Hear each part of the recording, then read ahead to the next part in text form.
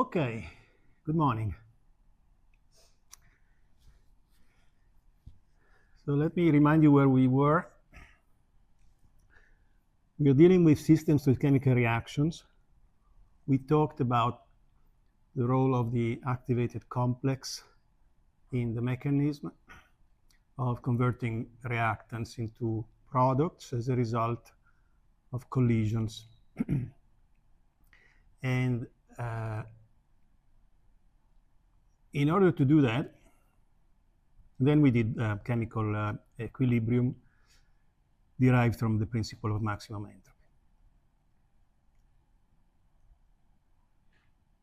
So if you remember, one of the key modeling assumptions that we had to make was to integrate the what we call the simple system model, which others call the thermodynamic limit, or the many particle model, in which you remember that the idea was that essentially we could add or remove partitions in our system without that affecting the properties. Here we add also the fact that we add and remove, or say turn on and off, very conceptual idea, the chemical reactions. And that doesn't affect the properties. Of course, it affects the time evolution because it will inhibit or allow chemical reactions to proceed. But for the instantaneous picture that we take when we measure properties of our mixture with chemical reactions, that the reactions are on or off doesn't make a lot of a difference, because for many particles, because the role of the activated complexes is minute, since they're very few, since they're very short-lived, and also because the collisions that produce chemical reactions are much fewer than the collisions that simply redistribute energy among the molecules. And so, as part of our assumption here that we can model the properties as if it were a stable equilibrium state with the reactions turned off, is also the assumption that the non-chemical collisions are much faster, are much more abundant, and therefore equilibrate energy much faster than the effective chemical collisions. So that all is in order to allow us to essentially represent this family of would-be equilibrium states if you didn't have chemical reactions, the blue curves. And this family has one parameter if you have one chemical reaction, or as many parameters as there are chemical reactions. So you shift from one to the other by changing the reaction coordinate epsilon. And the envelope of these stable equilibrium state curves is the stable equilibrium state curve for the system with chemical reactions. And that's where the stable equilibrium states are with the reactions on. And that's where we calculate the maximum, we apply the maximum entropy principle. And the maximum entropy principle implies that these derivatives of how the entropy varies with respect to those parameters must be zero. And these derivatives are what we call the affinities. These are the entropic affinities. some others call affinity these times minus the temperature. That would be the energetic affinity. Okay, so, and then by applying the definition, the simple definition of affinity, which is this one, and applying the expressions for the chemical potentials that we have worked out in several cases, we end up with the law of mass action. This is a general, so it's a non-equilibrium law of mass action, which becomes the equilibrium one when you set the affinities equal to 0. And as you have seen, we defined various forms that we all call equilibrium constants. For example, this one is a dimensionless equilibrium constant, which is simply e to the minus the Gibbs free energy of the reaction divided by RT. This other one is the equilibrium constant in terms of temperature and also pressure. For a gas, this is for the gas, and so this is the pressure dependence. Or you often work with concentrations, the molarity, so how many moles per volume you have per liter, and so you use this symbol for those concentrations, and then you have this form.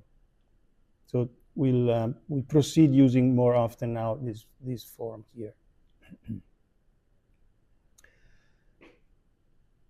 And of course, these various forms of the chemical equilibrium constantes are related to one another. Now, as an example, before we proceed, I wanted to just mention this one, which is that of that which happens in pure water. The fact that water ionizes itself, and so there is an equilibrium between the water molecules and the formation of the hydronium or the hydroxide ions.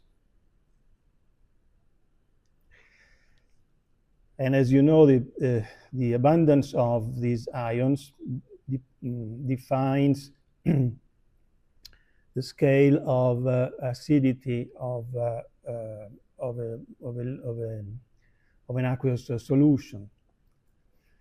In fact, what we call pH is minus the log base 10 of the concentration of the H3O plus ions.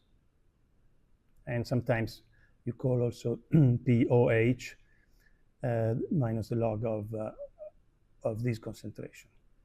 Now, since this is a concentration, so it is dimensional, it is mole per liter, you have to divide here by the dimension. So this is kind of, you put under the logarithm a number which is dimensional, so you have to take the dimensions away, or use the convention that you're always going to use those dimensions. Because usually logarithms like to have non-dimensional numbers as arguments. Here is how the law of mass action looks when you write it for that equation. See, the stoichiometric coefficients are -2 for water. So when you get to this exponent here, it's a -2, so that's why the concentration of water goes to the denominator. And then +1 and +1 for the other two molecules, ions. So that's they go to the numerator with the power 1. So this is the product of those, and that has to be equal to the, at equilibrium, has to be equal to the equilibrium constant based on concentrations. Now, in this business, therefore, you need to compute the concentration of water, of pure water, and that's defined by how many molecules you have per liter. You can write it as the density over the molecular weight. And for example, at 25 degrees C, the density is 997 grams per liter. Molecular weight is 18 gram per mole. And so that concentration is 55.3 moles per liter. You need it squared.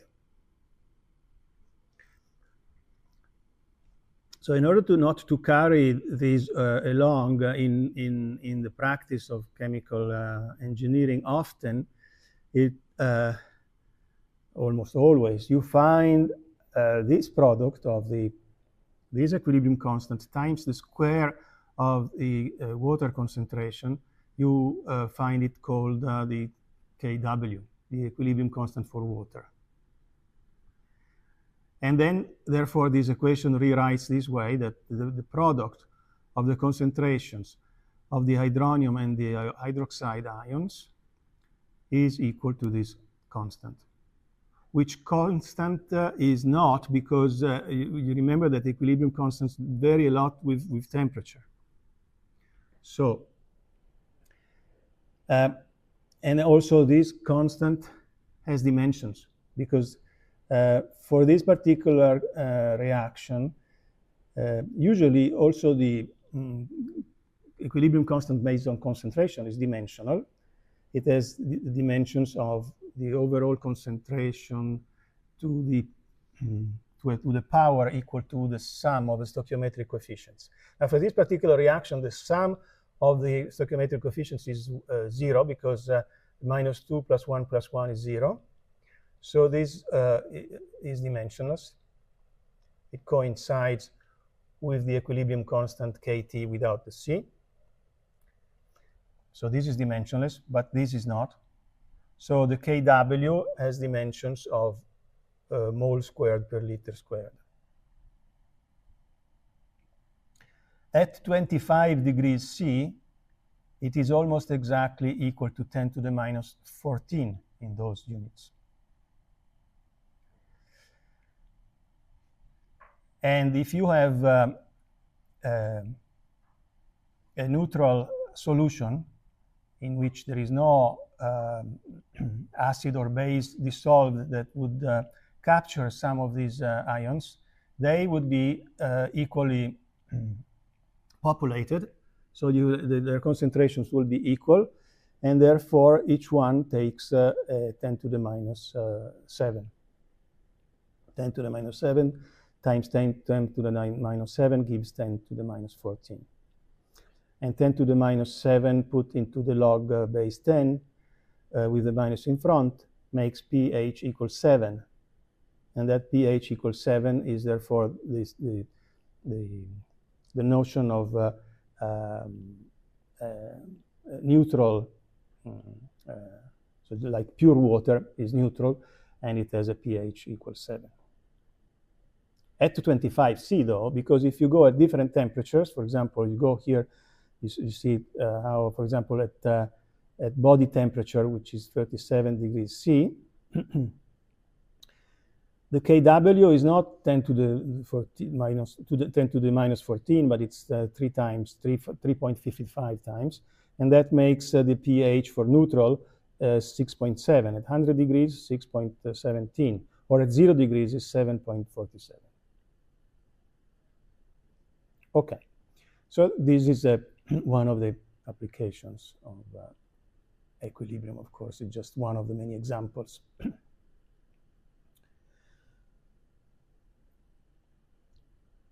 So now we already talked about the elements of the model for chemical kinetics, and we want to develop more details. As you see, we are transitioning from the second part of the course to the third part, because we've already been talking about non-equilibrium from the first lecture, I believe. So, well, but the more we advance and we get close to our stable equilibrium, which will be the end of the course, we'll talk more and more about non-equilibrium states. You remember this picture in which we presented the idea of a potential energy surface, and that's where what we used to define the activated complex. The potential energy surface represents the energy at zero temperature of the various configurations with which you can find the reactants or the products. For example, these are the reactants, these are the products. And here, in this scenario, along a path of steepest ascent here and steepest descent here, or vice versa, you find the saddle point, which is the lowest point that allows you to go from one valley of this landscape to this other valley. Now, that's a zero temperature. If there is temperature, it means that part of the energy of the molecules is in their in their degrees of freedom: translational, rotational, vibrational, electronic. They all are capable of storing energy in the molecules. At low temperatures, most of the energy is stored in the, let's call them easy degrees of freedom, which is the translational, the rotational. As you increase in temperature, also the vibrational become important. And if you go even higher, also electronic, you can excite the electrons and therefore they could jump up and down from the various orbitals that represent the energy levels of the molecule. So if, therefore, there is kinetic energy, first of all, we've seen that there are collisions. So molecules, by having kinetic energy, undergo a lot of collisions. And as a result of these collisions, they put together their kinetic energy and they form these activated complexes sometimes. Sometimes they don't form the activated complex. Sometimes they just jump on the sides of the valleys, which have higher energy, but then they go back. So they bounce in the valley up in these higher energies. So the result of collision may be the formation of things that look like almost activated complexes, but they're not this particular one, or things in this area that would allow going from reactants to products and vice versa.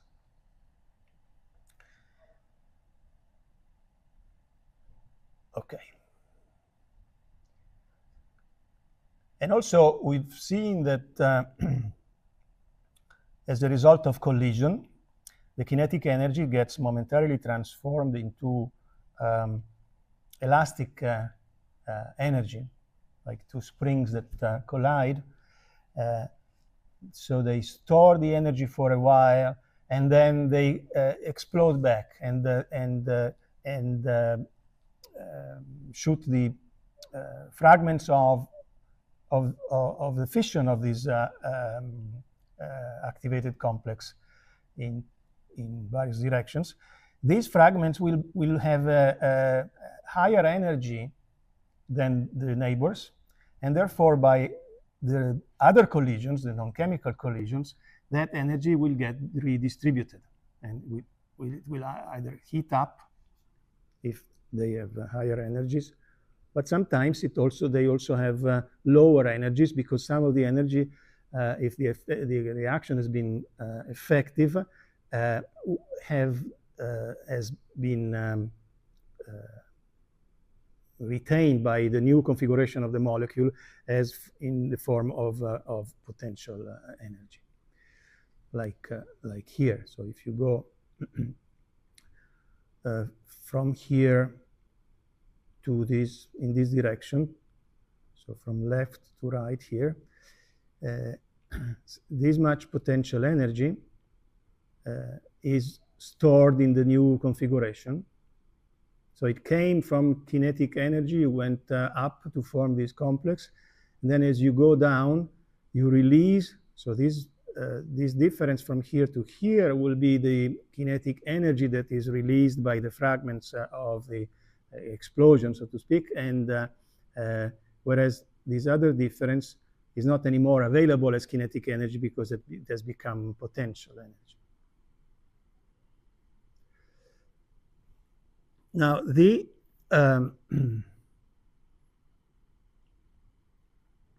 collisions are governed, as you know, by the Maxwell-Boltzmann distribution of velocities. This distribution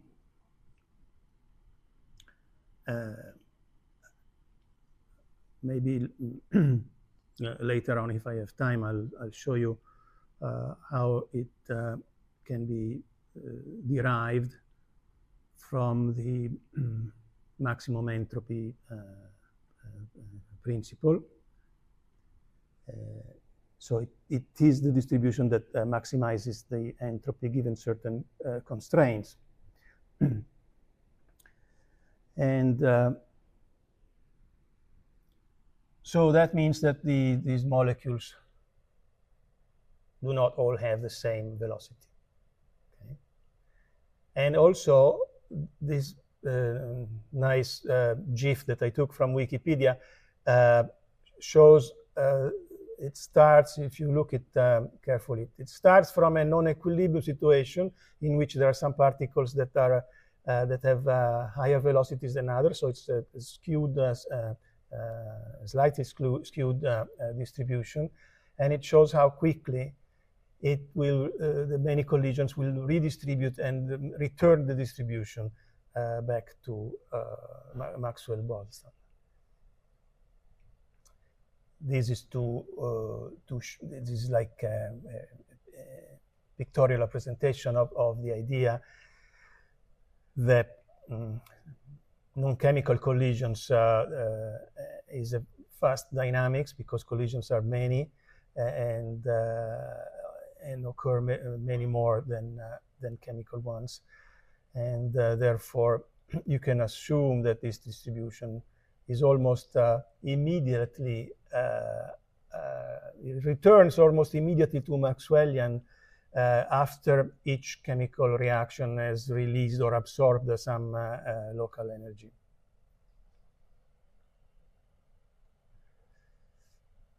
So now let's go back to this path from the reactants, from the bottom of the reactants valley to the activated complex, the saddle point, to the bottom of the products valley. And here on the side, I have drawn not exactly the Maxwell-Boltzmann distribution, but a distribution that can be obtained from the Maxwell-Boltzmann. And it is a distribution of the kinetic energy that is made available upon collision. Because what we need in order to climb this diagram here, this valley, to go to the saddle point, we need enough energy for the collision, as a result of a collision. And so this curve it represents the probability density function, not for velocity, but for kinetic energy of particles from the Maxwell-Boltzmann distribution of velocity. So as a function of kinetic energy, which is plotted this way, That's the PDF. In order for a chemical collision to be effective, we need that it has at least this much kinetic energy so as to climb up here. So all the collisions that have energies above that are good. So if you do this, the area under this probability distribution function, which is the integral from this energy to infinity, that's the overall probability that your collision has a kinetic energy higher than this value delta H. So that's the result of the integral. So if on this side, I need that to be, therefore, the kinetic energy that I need is the enthalpy of the forward reaction or forward half reaction of formation of the activated complex from the reactants. On the other side, I start lower. I'm in the same box, so to speak. So the molecules are in the same mixture, same Maxwellian distribution, same temperature. So this curve is the same as that one, only that it starts below here. Therefore, if I want to form the activated complex from this side, I need this much energy, the enthalpy of reaction of the backward half reaction. And so the probability to have the necessary energy as a result of the collision is this one, this area, which is equal to this exponential formula. And this exponential formula is what is called the Arrhenius law. And of course, from this side, it's smaller. So there is more probability to get up here from the reactants than from the products in this case, because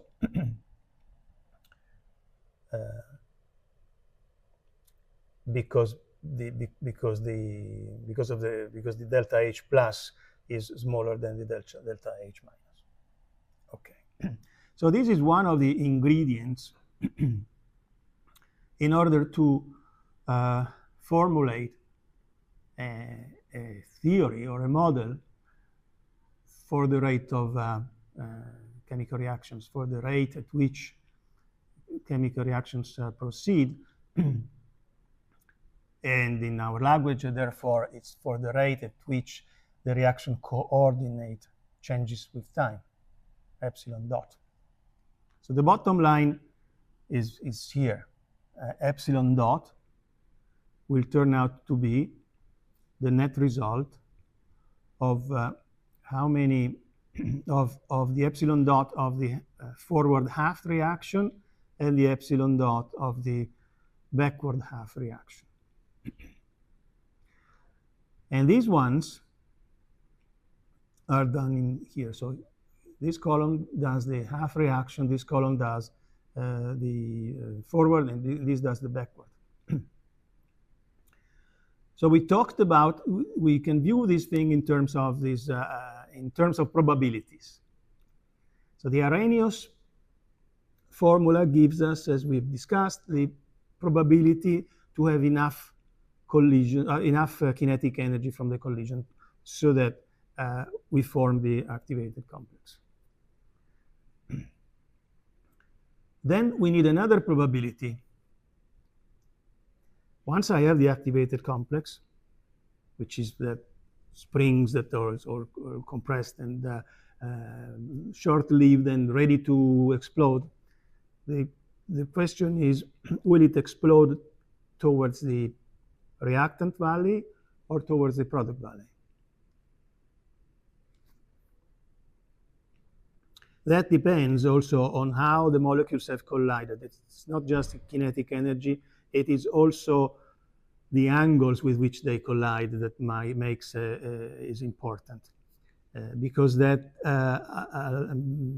allows to have the right vibrations, vibrational modes to be triggered and therefore form the new configurations. So it is a complex reasoning about that. It's not simple to make theory about this part of the probability, and therefore you just say, all right, let's call it probability. Let's call it A, and there is one for the forward and one for the backward. But then you also need another situation to occur, that it's not enough that the particles have the proper kinetic energy, but you need the right particles to collide. I need, for example, 2 hydrogens and maybe something else. So there will be a 3-body reaction. So because if I have a collision with the right energy but the wrong molecules, well, that's useless. Okay. So you remember that the probability to have a molecule in a mixture is the mole fraction. A nice number between 0 and 1, which represents how many you have. And so the chance that you have those molecules is the probability. And the chance that you have several of them, it's the multiplication of the probabilities. And if I need 2 molecules of the same kind, then that probability counts twice. So it's the mole fraction to the power 2. And those amounts are precisely what the stoichiometric coefficients are. So that is why this product is a product of probabilities and the exponents of the stoichiometric coefficients, which count properly how many times you need that kind of molecule to be present in a collision. Most of the times, effectively, the most probable collisions are 2-body, just 2 molecules that collide. Already the 3-body reactions are much fewer, and going 4 and so on, it's almost irrelevant. So this is a bit hypothetical. Again, it's that colleague of mine would call it Disneyland, but for a theory, that's okay. For the practice, it means that you will never going to work with an overall chemical reaction scheme, but you will split the chemical reaction in many steps. So that is why we need so many reactions, like we will see again in the hydrogen will be 24 reactions just for the oxidation of hydrogen. It's not just one reaction. And those detailed kinetic schemes are mostly done with 2-body or 3-body reactions. Okay, well, anyway, these are probabilities. We assume they are independent events, so we can multiply the probabilities. And yeah, we can also rewrite the mole fractions, because here we want to write it in terms of the concentration. So the mole fractions can be written in terms of concentrations. So we multiply this, that, and we say, all right, we assume that the rate of change of the forward half reaction is given by the product of these probabilities. And this is the formula. This is the multiplication. And then the traditional naming is that, yes, you have this product of concentrations to the stoichiometric coefficients. That's singled out. And the prefactor of that is called reaction, the rate constant, which is not really a constant. Again, it's a function of temperature. And it is an Arrhenius factor times a prefactor here. Clearly, what I've done for the forward, I can do also for the backward. So you just change the pluses into minuses, and you get the backward rate. Of course, the Arrhenius here is the Arrhenius term that is important for the kinetic energy. And here are the concentrations based on the backward stoichiometric coefficients. So in the end, the net reaction rate will be the difference between the forward and the backwards. And when we are at equilibrium, they will be equal to 0. I'm sorry, not equal to 0. They will be equal to one another.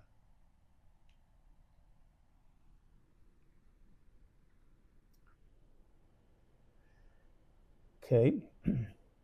Notice also here, just we need to remind it later on, that the way we have defined the half reactions, these stoichiometric coefficients with the plus and with the minus are positive numbers.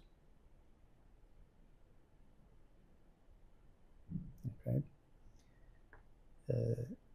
And they are related to the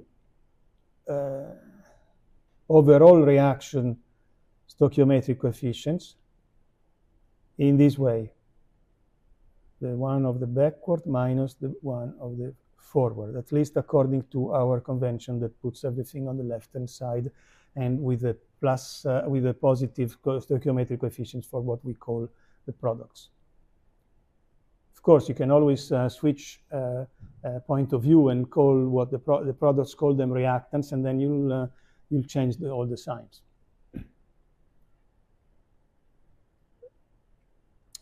Okay. So, for example, here is the rate constants for the set of 24 reactions that we already mentioned, that that is the most trusted detailed kinetic scheme for the oxidation of hydrogen in pure oxygen. As you see here, they are listed from number 11 to 24. They are two-body reactions. You see on both sides you have two molecules. So in order for this reaction to form its activated complex, you have to have a collision of an oxygen atom and a hydrogen molecule. And if it is effective, that will form a hydrogen atom and an OH. And here is the prefactor. Actually, the prefactor, what we call the A of T, now here it is written as a constant times T to a power, and B, this is the power of the temperature. These are experimental values. And the activation energy, so the Arrhenius threshold, is listed here.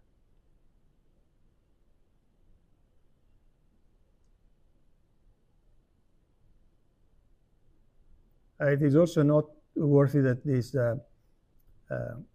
three-body reactions instead. You see on the first 10 reactions have require three-body collisions on either one side or the other, or both. Like, no, just one side or the other. And they are represented with 0 activation energy. Okay. We'll actually have later on, hopefully today, another example in which this list of reactions will be analyzed somehow. Now, let's see what are the consequences of this model that we have developed. So we just said we want to represent reaction rates this way, forward and backward. Notice that all the ingredients are positive because after all, it's a product of probabilities and you cannot have negative probabilities. So these are both positive. Epsilon plus and epsilon minus are positive.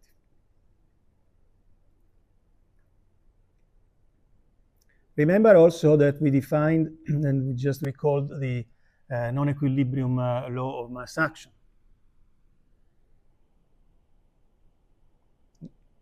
Okay. So let's now compute the ratio between the backward and the forward reaction rates. So we substitute from up there.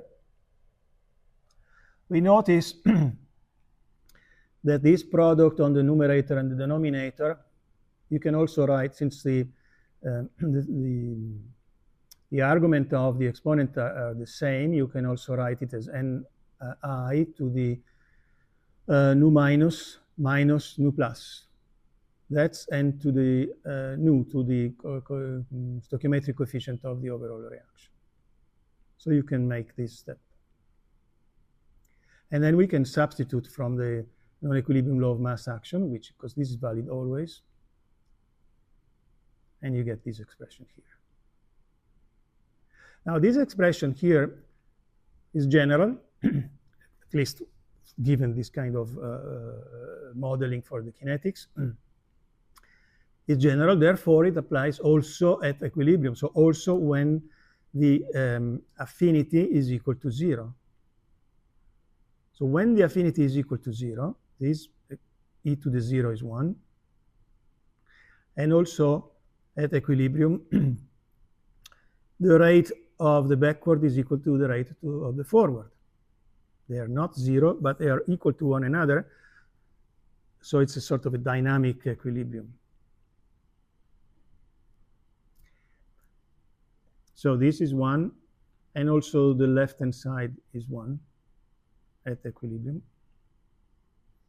And so that gives us a relation between the backward-forward rate constants and the equilibrium constant.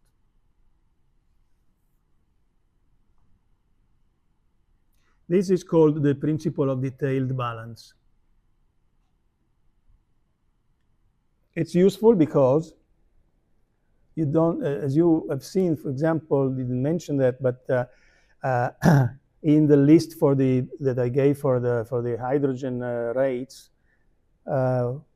we gave only the K plus, the forward.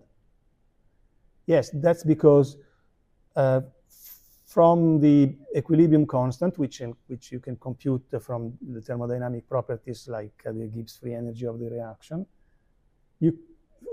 given the forward rate, you can compute using this principle the backward rate.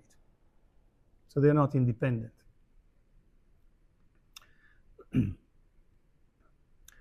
That means I can say, well, that means that this combination here, this prefactor of the exponent, is equal to 1. Okay? And so in general, I obtain that the ratio of the backward to the forward rates is equal to E to the minus the affinity over the gas constant.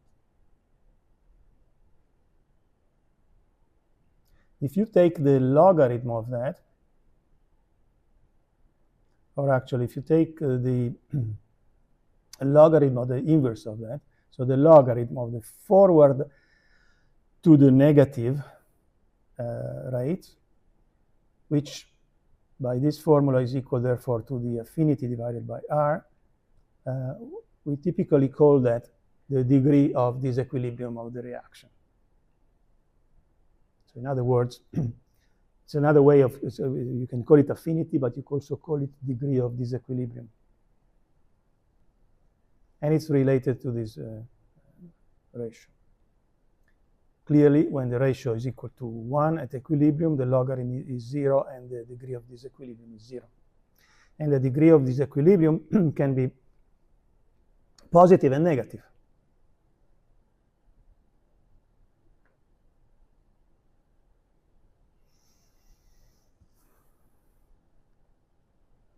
Okay, so let's turn, for example, to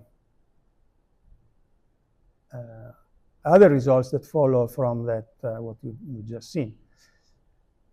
Think of the energy balance for a system in which, for an isolated box, in which there are chemical reactions going on, but there are no exchanges of energy or particles with the outside, nor entropy also.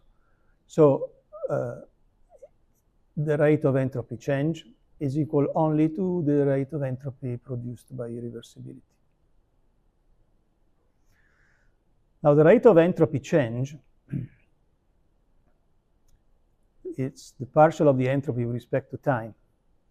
Now in that scenario, for the model that we have given, we just reviewed in early slides today the expression for the entropy in our model, in our simple system model. It's a function of many things, including the epsilons, the reaction coordinates. If the epsilons are the only things that change with time, because the energy, the volume, and everything else is fixed, then the rate of change of the entropy is the partial of S with respect to epsilon times epsilon dot. But the partial of S with respect to epsilon is the affinity. So we have this expression here. And if since the system is isolated, that also represents the entropy produced by irreversibility. And it better be non-negative. In fact, if you write epsilon dot like we have written as dot plus minus dot minus multiplied by the affinity, if you remember that the affinity, we just defined it as equal to, we've not defined, we just discovered that it is equal to R times the degree of disequilibrium. We get this expression, which gives us the rate of entropy change, which has to be equal to the rate of entropy produced by irreversibility for the closed system, for the isolated system. And this one, in fact, is a combination of numbers that is always positive. You can find that for any x and y,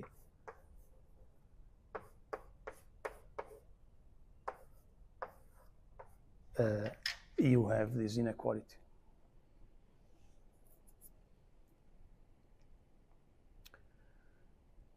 All right, so at least we are happy that we are not violating the principle of entropy non-decrease, and therefore we accept this model as a reasonable one. Otherwise, people would not be using it. We can also look at this expression here and notice that we could call, see, so the contribution of to the entropy change or the entropy production in this, for the closed system, for the isolated system, is as a positive term and a negative term, or at least a term with a plus sign and a term with a minus sign. So, and actually, since we said that these epsilon pluses and minuses are always positive, whereas the affinity can be positive or negative. All right, so what we do is we call these two contributions this way. We call it S plus, S dot plus, and S dot minus. So we rewrite that expression for the entropy change as S dot plus minus S dot minus.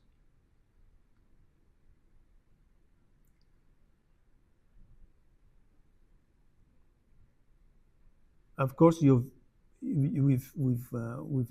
noticed here that these results in always being positive, but sometimes it's positive because S plus is greater than S minus, but sometimes it's positive because S minus is more negative than S plus.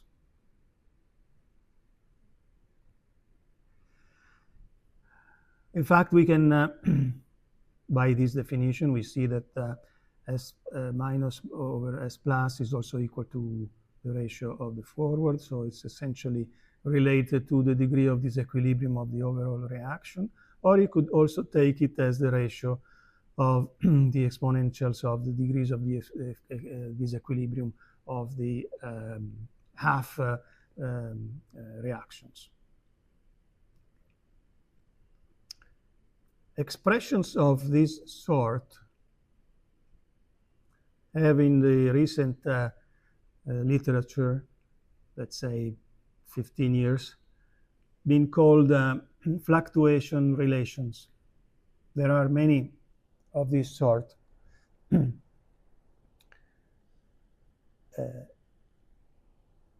And here essentially you see that the degree of disequilibrium governs the probability that this number be greater or smaller than 1. And sometimes if people push a bit too much the interpretation, they say, all right, this is a process that goes against the second law. This one goes towards the second law, but the net balance never violates. So it's like saying, well, one is more unusual than the other, but for the second law, what counts is the overall net effect.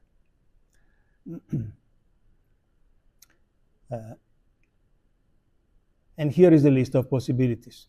If you want that to be greater than 0, which is always, if you have a positive affinity, so a positive degree of disequilibrium, then this is the case in which the S plus is more positive than the S minus. Or if you have the affinity negative or the degree of disequilibrium negative, this is the case in which the S minus is more negative than the S plus. And of course, at equilibrium, they are both equal to 0.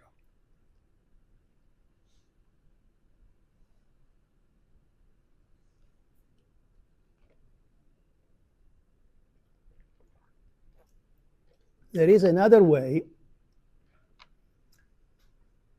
of getting to the same result, to the same kinetic theory of chemical kinetics. And this is a model based on equilibrium considerations. So let's start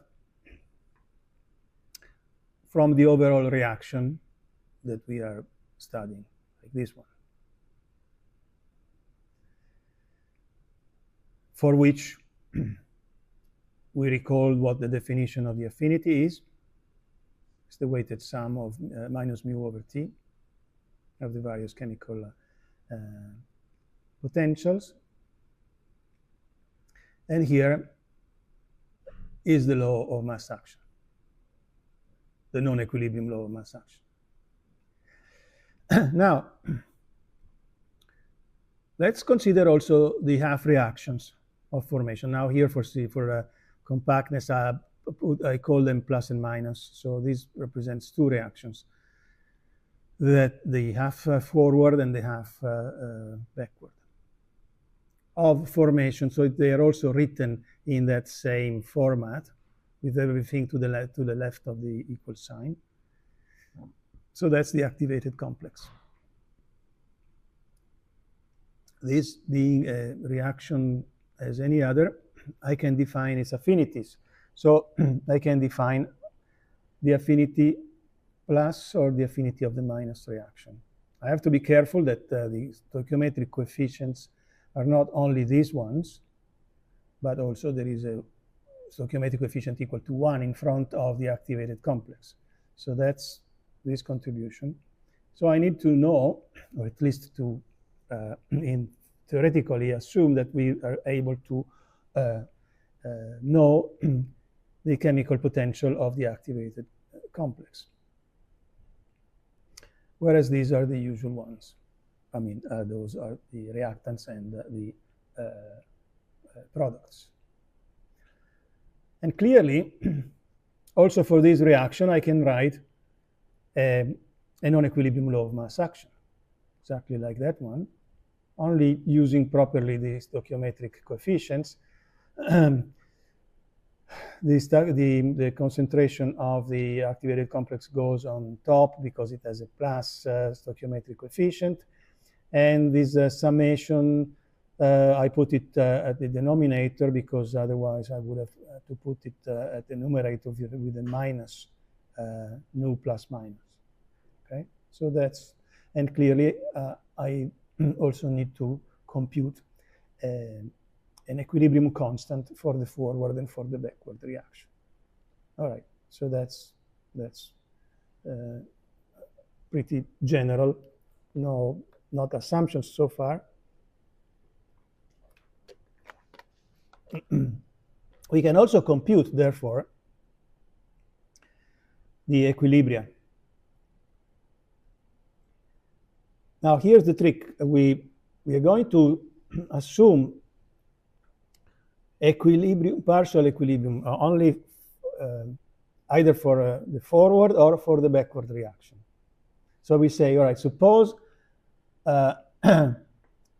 the backward reaction is at equilibrium. We set its affinity equal to 0. And from this law of mass action, this becomes 1. And we compute what would be the concentration of the activated complex if it were in equilibrium with the reactants. Only, I'm sorry, with the products, because that's the backward reaction. So only on that side of the valley there is equilibrium, and that gives me n star minus. I do the same also on the other side, and that would give me another value for the concentration.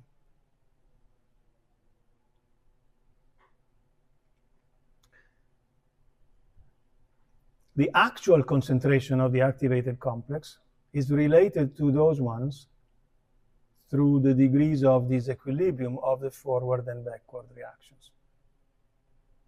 Because I can simply recognize that this K and this summation appear up here. So if I substitute these two in here, it brings me this relation.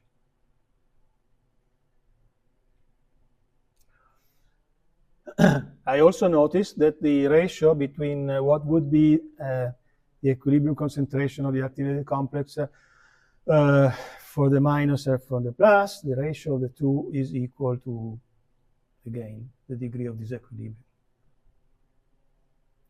or the exponential of the degree of disequilibrium. So the degree of disequilibrium can be written also, therefore, as the logarithm of those would-be concentrations.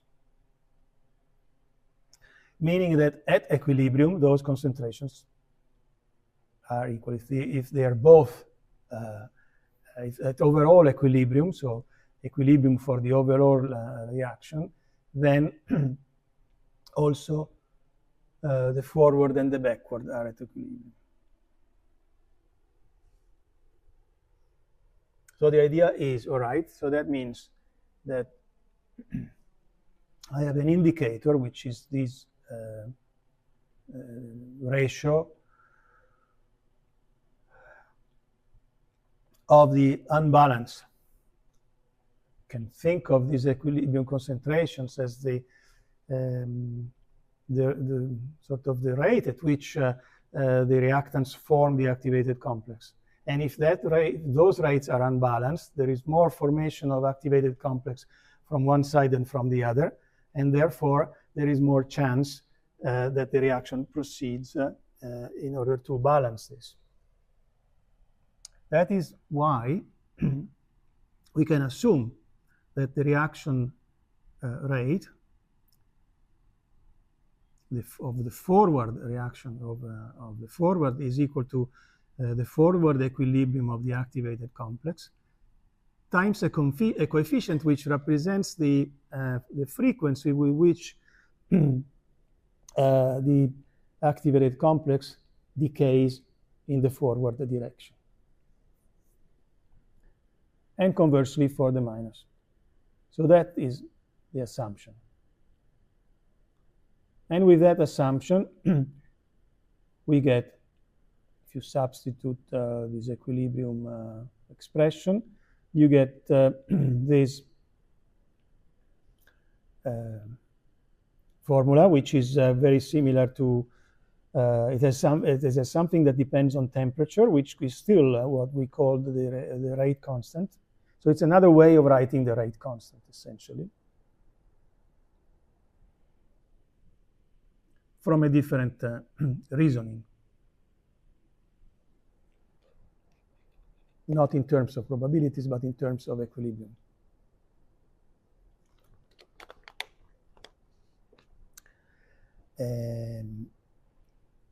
Of course, we can apply, we can do the same same ratio that we did in order to compute the principle of the detail balance. So this is in general. If you evaluate this at equilibrium, when epsilon minus and plus are equal and they are equal to epsilon 0, so this is equal to 1, the affinity is equal to 0, so E is equal to 1. That implies that K minus must be equal to K plus, so that this frequency of forward and backward decay is equal on both sides. It's symmetrical, which gives us some nice understanding of. So we could have used here a single K, and therefore you see that these forward and backward reactions are proportional by the same constant to these would-be concentrations of the activated complexes.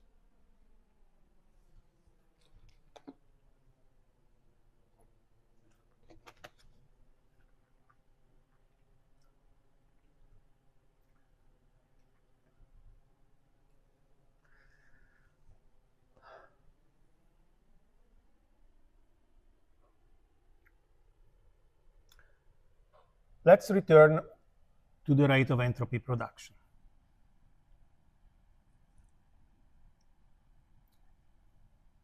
And this is for the case in which we did it before, for the case in which we have only one chemical reaction. Most of the times we have many chemical reactions, like the 24 for hydrogen, or the 350 for methane, and so on. So we don't have only one epsilon, we have many epsilons, and Z is the number of reactions. So the rate of change for the entropy, which for the isolated system is also the entropy produced by irreversibility, is a summation of affinities each multiplied by each rate, which we can write also in this vector form. Now here, sometimes we realize that not all reactions have are important in the sense that we need to describe their kinetics, because some reactions are so fast that regardless of the kinetics, they equilibrate very quickly. So we can save ourselves some time or complication if we assume that they are at equilibrium. So essentially what we do is to split the set of Z reactions into a set of slow and a set of fast reactions. So I split the summation into two summations. Of course, the proportionality relation is this one. It's also a summation, so we have split the summation also in here. And this law means that we can assume that this part of the composition is slowly varying as compared to this contribution here of the fast reactions. And then we assume that the epsilon of the fast reactions are at any instant of time the equilibrium epsilons. So we use the law of mass action to compute the equilibrium composition only of the subset of fast reactions, assuming that the slow ones are frozen. We temporarily freeze the slow reactions, so that fixes this part of the composition. And we say, all right, for these, so these become the initial amounts, like the NAs. For these initial amounts, what would be the equilibrium composition for the stoichiometric coefficients of the fast reactions? And that's what we've been doing. We apply the law of mass action in order to compute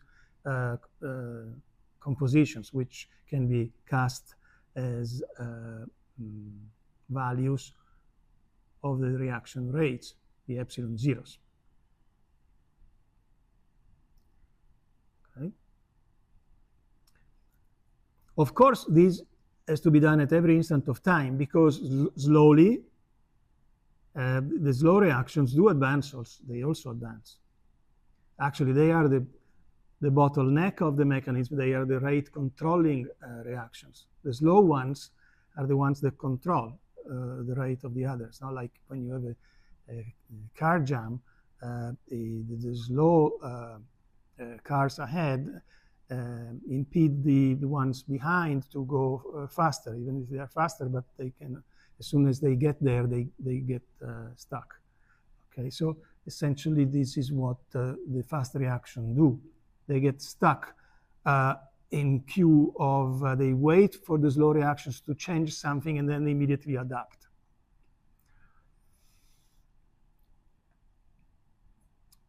Okay. So you may say, that's interesting. So, but if the reactions, the fast reactions are at equilibrium, it means that their affinities are equal to 0. So in the expression for the entropy change, the affinities of the fast reactions are, by this model, assumed to be all equal to 0, which is true. But one might be led to conclude, so the fast reactions don't contribute to the entropy production because this sum is equal to 0. No, that would be wrong conclusion, because this assumption makes the epsilons of the fast reaction appear in the affinities of the slow ones. And here is, so here this says that the affinity of the fast reactions is equal to 0, which is the set of equations that you have to solve in order to compute this epsilon 0 fast.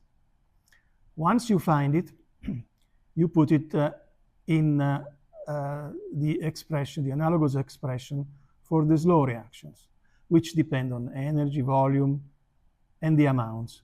Now, the amounts are given by the proportionality relation here, with the epsilon, instead of being now a function of time this way, it's as a function of time this way. So I substitute this epsilon with the result of the equilibrium computation. And so now you see that the fast reactions advance, so these epsilon zeros advance following the slow ones, and their advance changes the affects the affinities of the slow reactions. So essentially we have moved the effects of this summation, which is actually fast, so it's producing immediately the entropy. So we built it in the affinities of the slow reactions. All right. So with this model, at least you have you find that it's useless to know the reaction rate constants, so the Arrhenius factors and all of that for the reactions that you feel are faster and therefore equilibrated.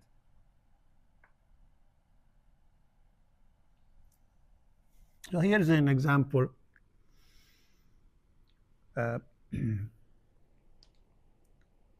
of a nozzle expansion.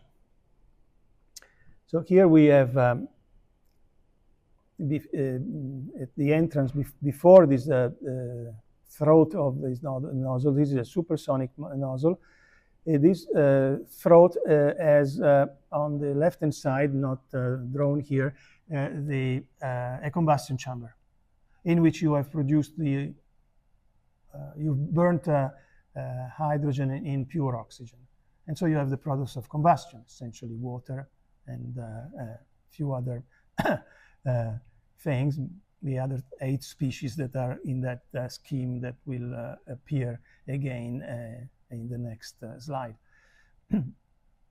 So these products of combustion are at an adiabatic flame temperature. They are at a certain pressure, about 25 atmospheres. And the throat is so designed so as to achieve the maximum speed. You know that when you have Mach number, so the sound, when the flow is Mach number equal to 1, that's the maximum speed allowed by the combination of the entropy, momentum, and energy balance plus the equation of state for the gas. That's fluid mechanics and combined with thermodynamics. But in any case, so you have Mach 1, and then as a result of the expansion here, if you have a well-designed nozzle, the fluid will accelerate and become supersonic. For example, here it would exit at Mach 4. Of course, that means that the thermal energy gets transformed into kinetic energy. So the gas cools down, and also the pressure goes down. Okay. This occurs pretty quickly because of the high velocities, this expansion. And the rapidity is important here because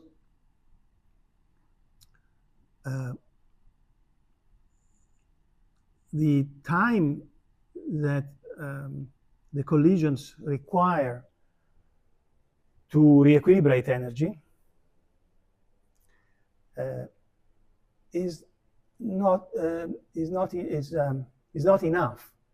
Given the short residence time, those collisions cannot keep up with equilibrium.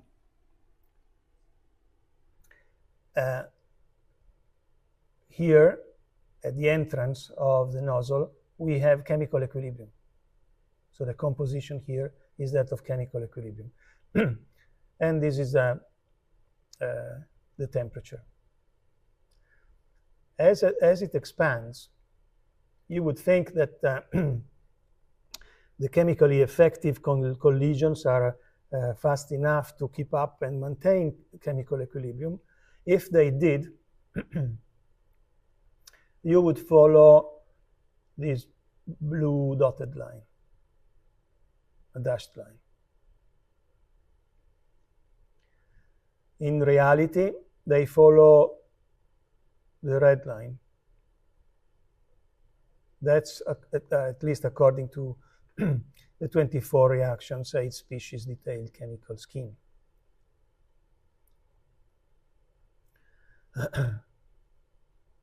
They are not completely frozen, though. Some reactions do occur because if you try to compute, assume that the composition here remains the same all through, you would obtain this result. That's when you assume all the reactions frozen. So they are not frozen. They are active.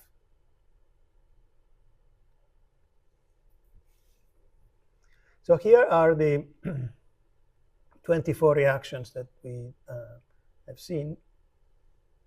And now we look what each one does by looking at the individual degree of disequilibrium that we have defined. And we find something which is a bit surprising if you don't think a lot about this. That,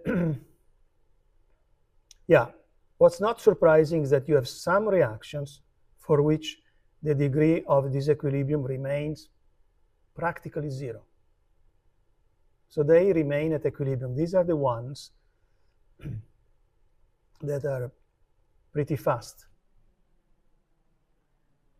And if you group them here, like 11, 13, 14, 18, 20, 21, 23, it's these ones. They are two-body reactions.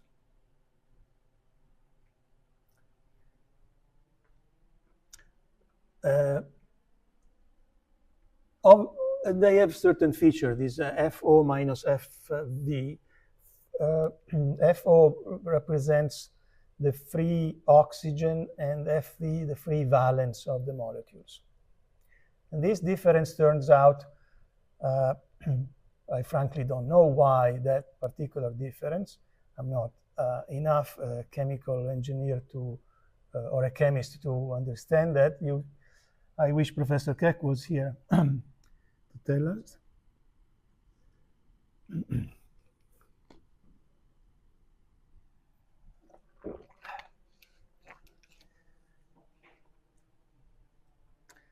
What's surprising here is that there are other groups of reactions. So the reactions behave like groups. For example, 7, 8, 9, and 10 build up degree of disequilibrium. So that means that the kinetics cannot keep up, and therefore you build keep up with to reach equilibrium, and therefore you build disequilibrium. So that's the degree of disequilibrium that build as you go downstream. But these four reactions, which are very different from one another, yet they follow the same the same departure from equilibrium. And notice that these one are three-body reactions. These are reactions that require the collision of three molecules. They are much less frequent, and that is why this doesn't occur fast enough to keep up with equilibrium.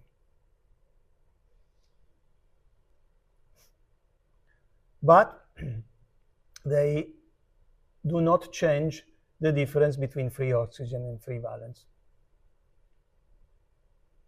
So essentially, these reactions are subject to what we would call the same bottleneck, which is the three-body reactions. You need a three-body reaction for them to a three-body collision, and those are infrequent.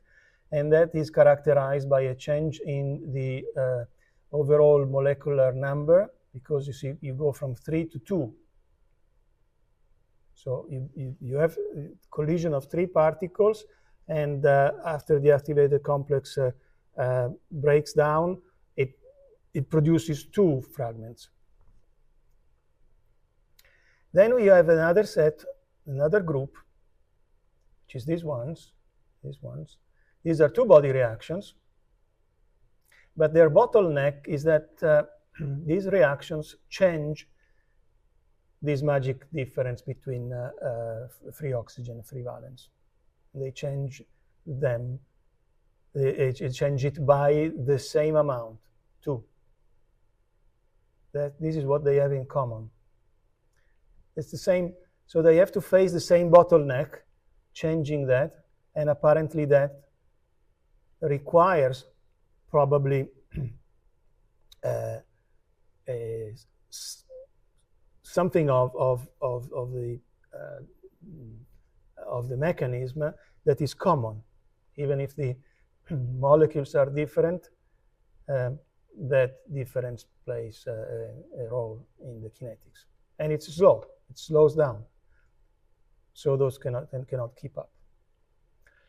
And then you also, if you look long enough, you may recognize that this other group follows a curve, which is the sum of the curves below. So if you take the sum of this curve and the sum of that curve, you get that.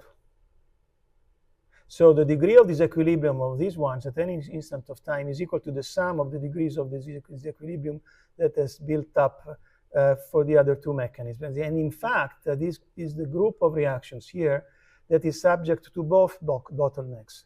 They require three collisions, I mean a three-body collision, plus they require to change the difference between free oxygen and free valence. And that's why they pay double duty, so to speak, and they remain behind by the sum of these degrees of disequilibrium. So the idea of, if you go back one moment, the idea of the rate control constrained equilibrium model is to assign, instead of using all the 24 reaction rates, it shows, and actually here this shows that you get very good results with only rates for 4 constraints. 2 are just the element conservation, and the others are, 1 is the number of molecules conservation, which is conserved by the 2-body collisions and not by the 3-body collisions. And the other is that difference between the free valence and the free oxygen. That means that you can obtain the exact match of the experimental results instead of solving 24 rate equations. So you just solve 2 plus 2, so that makes 4, with a big gain, especially if you're doing also computational fluid mechanics, and therefore, in addition to the chemical kinetics, you have to solve the fluid mechanics of the problem, where if you have to deal with turbulence and so on, makes the problem already complicated enough that savings in the number of differential equations you have to solve simultaneously makes a lot of a difference. Now, this same idea also applies here. Again, a nozzle. You take products of combustion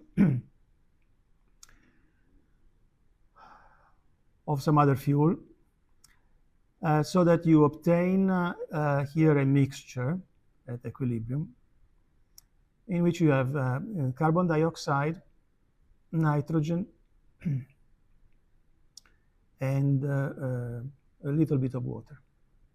So 90% nitrogen, about 10% CO2, and 1% water. Water, I think, acts as a catalyzer of the reactions that we're going to describe here. Now, also in this nozzle, the important effect is that there is a degree of disequilibrium that builds up, like we have seen. Only that here the disequilibrium is not between molecular species or the certain chemical reaction. It's within the molecules, in particular the molecules of CO2, which are the key molecules that are interesting in this application. It's the balance in how the energy is distributed between the translational, rotational, and vibrational levels of the CO2 molecule. What happens here is that as the rapid expansion occurs, also here we have sonic and Mach 4 at the exit, so it's similar to the other problem. What happens is that here you have a lot of random kinetic energy of the thermal agitation of the molecules, and the nozzle takes that kinetic energy and transforms it into a streamed kinetic energy of the flow, like a bulk velocity.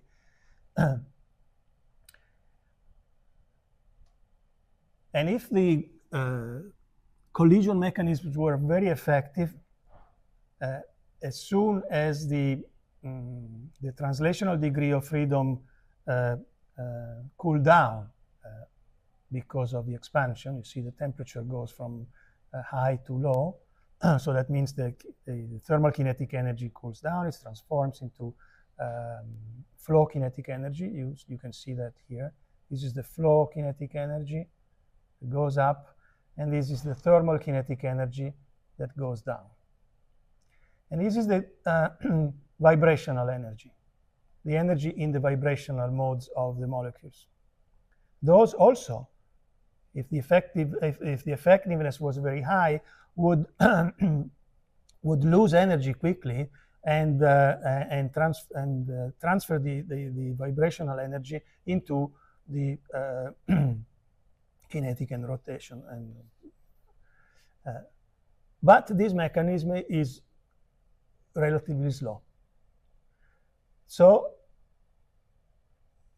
the degree of disequilibrium builds up in the vibrational levels. For example, this is the lower level. It gets cooled down. But there is an upper level, upper vibrational level, that remains sort of frozen for a long time downstream.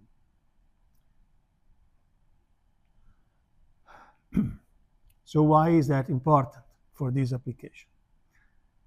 For this application, what counts is the vibrational levels of the CO2 molecule.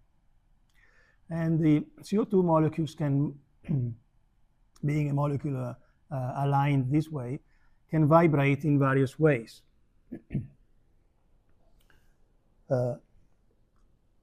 This is a symmetric stretching. This is a bending mode. And this is a asymmetric, so it goes distant from one side, and while it goes shorter on the other side, and keeps going like that.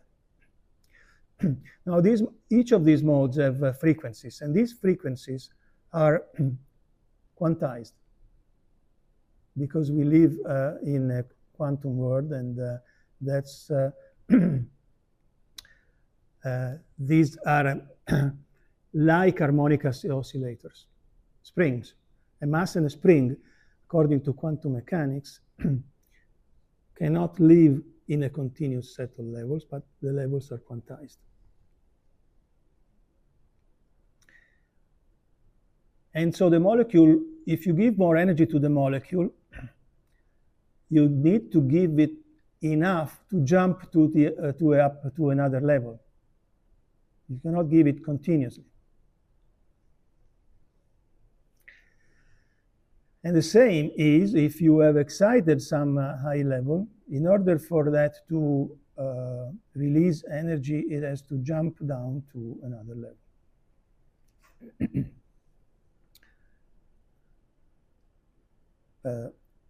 The important one is this level here, which is at this wavelength. Wavelength is a frequency.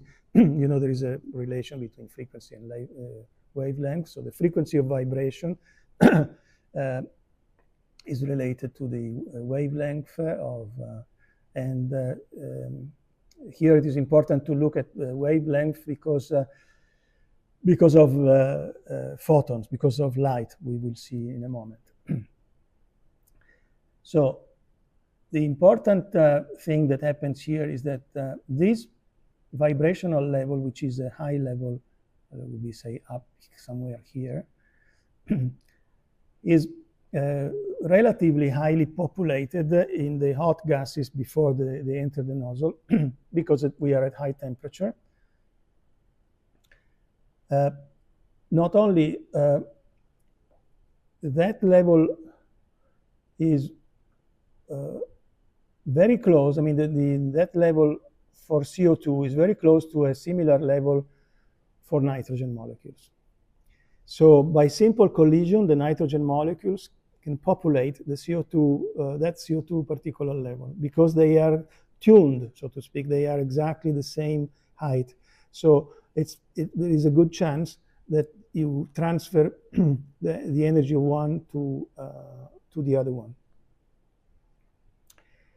And that's why they chose nitrogen and CO2.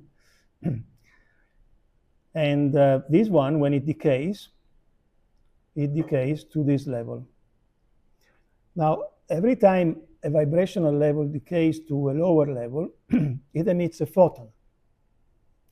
If that happens in just random situation, those photons would go in all directions randomly.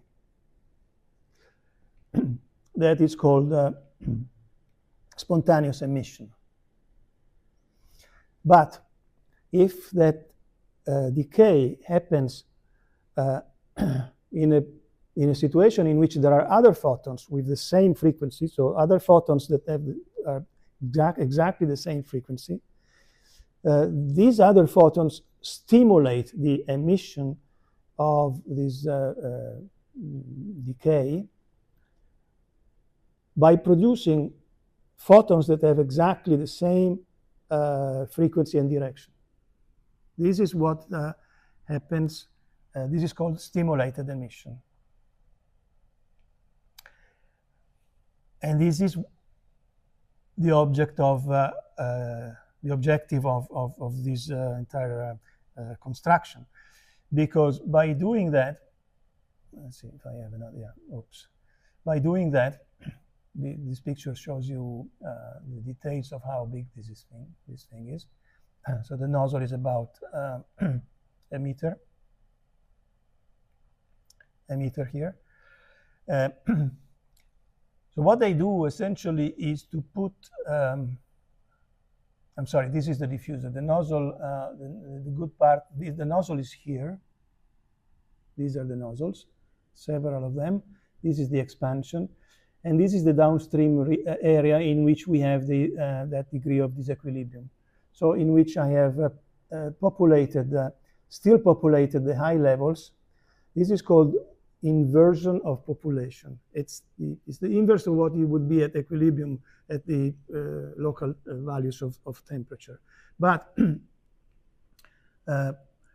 with that inversion, it turns out if you have an inversion of population, it means that this one is more populated, and therefore the rate at which you produce photons by decay is higher than the typical rate at which photons get absorbed in order to repopulate that one. So you have a net release of photons, and if you put that between mirrors, so that these photons go back and forth and stimulate the emission, then you get the building up of light, coherent light, photons with the same frequency, same direction. So that's a laser. And this is actually a power laser, because usually the lasers that you have you use for like a pointer laser for PowerPoint is I don't know, microwatts or milliwatts, I don't know, very small power. But with this one, and we're talking about 1970s, the output was a continuous output of light of 60 kilowatts, which is a huge amount of power, especially if it is that's the kind of light with which you can do laser cutting of metals. Okay, so and this is all due to the fact that you managed to establish a degree of disequilibrium. And I think I would stop here for today.